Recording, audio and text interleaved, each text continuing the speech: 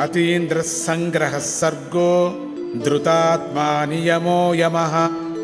అతీంద్ర జ్ఞానము, ఐశ్వర్యము, పరాక్రము, దాతృత్వము మున్నగు వానిలో మహేంద్రుణ్ణే మించినవాడు లక్ష్మీనారాయణుడు.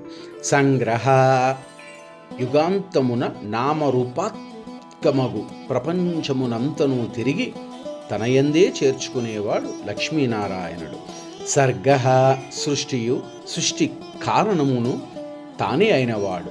ధృతాత్మ స్థిరచిత్తుడు ఆ లక్ష్మీనారాయణుడు. నియమ సర్వ ప్రాణులను వాటి వాటి కర్మలయందు నియమించువాడు.